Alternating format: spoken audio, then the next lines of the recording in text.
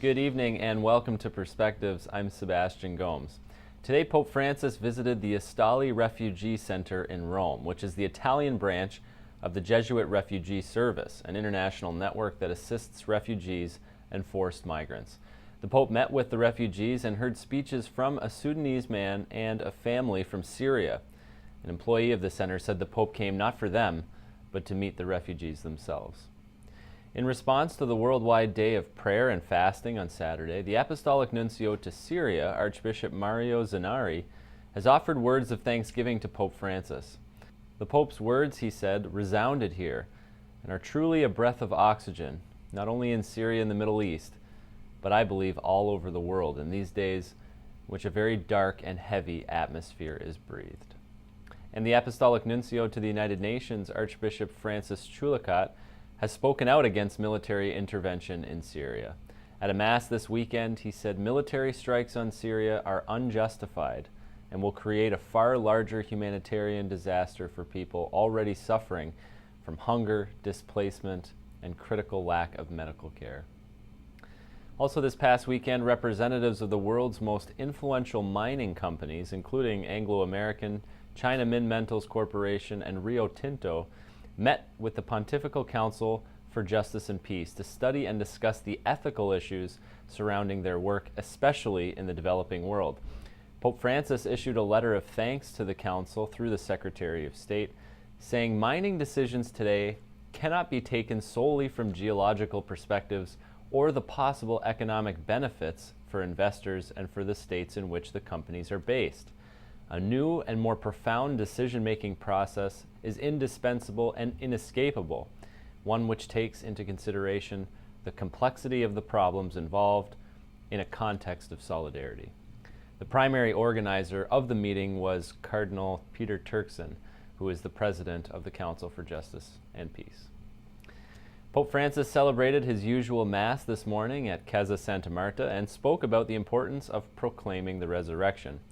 Many Christians, he said, are afraid or embarrassed by the resurrection, and others believe in a kind of triumphalism that expresses itself in their lives, ministry, and liturgical practices. These do not believe in Christ, he said. Christ is the risen one. He is everything. Pope Francis has made it clear that violence and war cannot be a cause for peace and stability, but has this always been the position of the Bishop of Rome? The Rome Bureau Chief of Catholic News Service, Frank Rocca, weighs in on that question for us. All the efforts Pope Francis has been making to stop President Obama's proposed military attack on Syria, the September 7th day of prayer and fasting for peace, the vigil that evening in St. Peter's Square, the Pope's letter to G20 leaders, and the speech his foreign minister, Archbishop Mamberti, gave to the Vatican Diplomatic Corps this week, all these actions are very much in continuity with the spirit and record of his predecessors. Many remember Pope Paul VI's dramatic speech at the United Nations in 1965 when he called for no more war, war never again.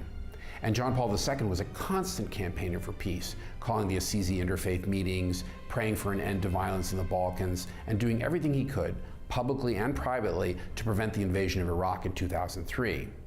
So the figure of the Pope as peacemaker is a familiar one to people all over the world, Catholics and non-Catholics alike. But what many likely don't realize is that looking over the papacy's 2,000-year history, that peacemaker role is a relatively recent one. Popes called the Crusades, of course, and until the late 19th century they had their own army, the last vestiges of which we can see today in the colorful uniformed Swiss Guards, whose job is not to fight but to protect the Pope. But back in the 16th century, Pope Julius II actually rode at the head of his troops, wearing full armor in battles against rival Italian rulers in France. It was only in the 20th century that the Pope emerged as a reliable voice against the very idea of war as a way of resolving international disputes.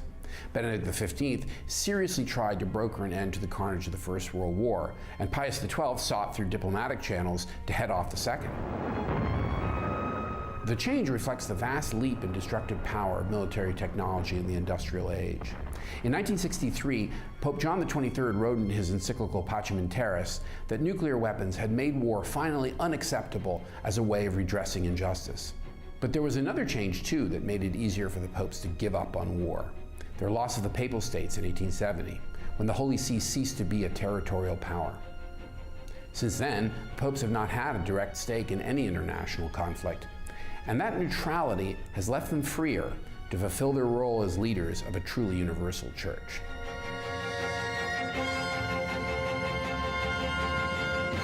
And that's all for Perspectives tonight. And remember, you can always follow the latest news online at saltandlighttv.org. Thanks for joining us. We'll see you again soon.